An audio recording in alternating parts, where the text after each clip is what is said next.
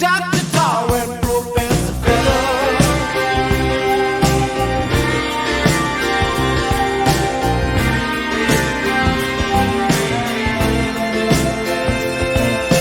Just what you need to make you feel better. Just what you need to make you feel. Just what you need to make you feel better. The Alan Parsons Project were not really a band.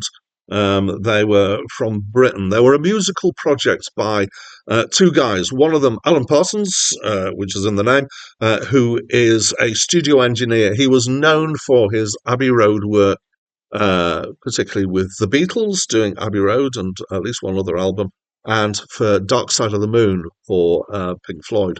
But also as a musician and composer in his own right.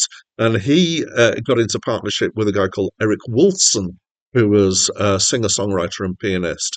And between them, they created 10 albums between 1976 and 1987, with a vast array of guest musicians and singers involved. They were certainly predominantly a studio recording outfit. This, for people who are experts on them, this does not count their 11th album, The Sicilian Defense, which was released in 2014, which is an album that was created back in the late 70s, and I'm not sure that they ever wanted it to be released as an album, so I don't count that in my head. Hi, my name's Dan. So this was the first album by the Alan Parsons Project, right? Most of the reviews on this channel are from the list of the 3,000 greatest albums of all time, according to Acclaimed Music, which is an amalgamated critics list. And I have put upon myself this huge task of reviewing all of them, starting at the bottom and working upwards. I'm nearly a third of the way through. Occasionally, though, I step off the list and do a review of an album that doesn't appear in the list. And I have one playlist, this will be added to it, which I call Criminally Missing, which means albums that I think really, really should have been on the list. And so I disagree with the fact that they're not there. So because I've got a channel and I do reviews, I might as well do a review of it. So this is obviously one that I have chosen myself to review. You're going to pretty much guarantee that all the ones that I say are criminally missing are ones that I'm going to really like. So it's going to get a high score. So I had this on vinyl for a lot of years. Actually, though, for this review, I listened to a different version from the version that I've had for many years. So I listened to a streamed version of the 1987 remix, which is slightly expanded and added to, and in my opinion is even better than the original. And I'm happy to promote this as being what I think Alan Parsons would say is now the definitive version, because it was Alan Parsons who did the remix and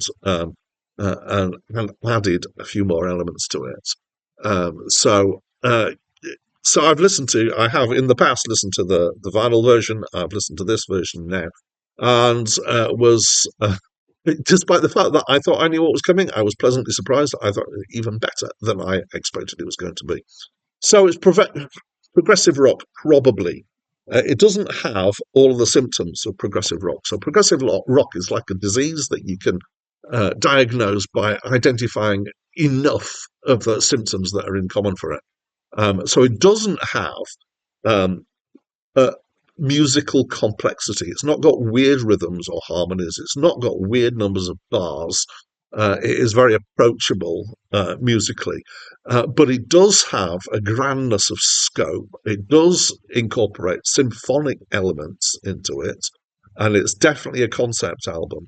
So maybe you could describe it as art rock. Some of their other albums, I would say, weren't progressive. They were art rock. You could describe this as symphonic rock. I think I'm gonna stick with progressive rock, just because I think the thing that tips it over the edge here is the fact that it's a concept album. So it's based on writings by Edgar Allan Poe, and obviously I really like it. I'm not sure that it gives the same feel as the Edgar Allan Poe writings do, and I know some fans of Edgar Allan Poe are not huge fans of this album, but I think there are a lot of people who are huge fans of this album. It varies from kind of mid-paced rock with quite a synth focus to full orchestral classical feel and lots of flavours in between. There's even a couple of bits that I would find hard to describe, which I would say are atmospheric orchestral. It's almost like kind of everybody's getting their instruments just to sound off everything at once, a bit like tuning, but more kind of echoey and reverby. It's a really interesting sound that they get. It's got great feels. It's expansive and grand, as I've said before, from the tight rock of Dr. Tar and Professor Feather to the orchestral suite called The Fall of the House of Usher. Vocals here, there's quite a few different vocalists. We've got John Miles on a couple of tracks, as in the song music. We've got Arthur Brown, who does an amazing job of completely over the top from The Crazy World of Arthur Brown. We've got Terry Sylvester from the Hollies. We've got additional vocals from Alan Parsons using a vocoder.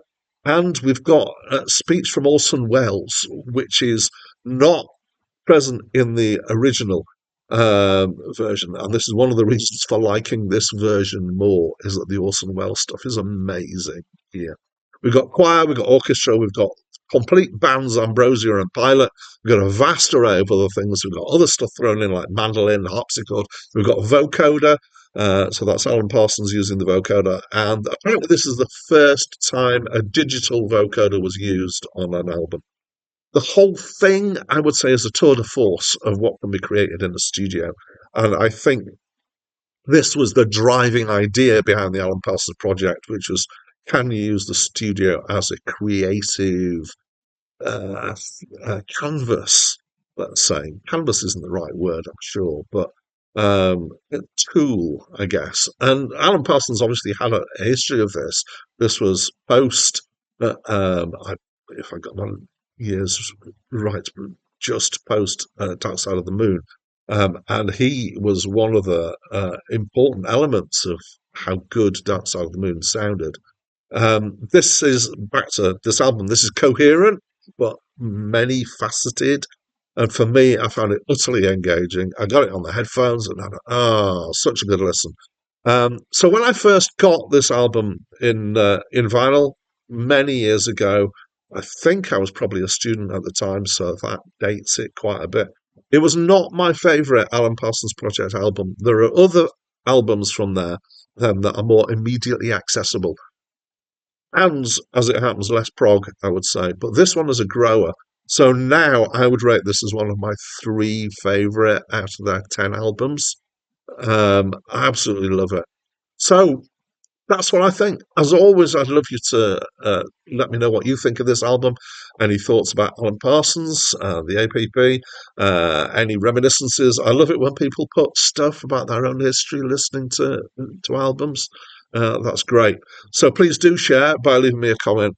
The next review on this channel will be back to the list, and I'm going to be reviewing the soundtrack album from the film Oh Brother, Where Art Thou? That's it from me for now.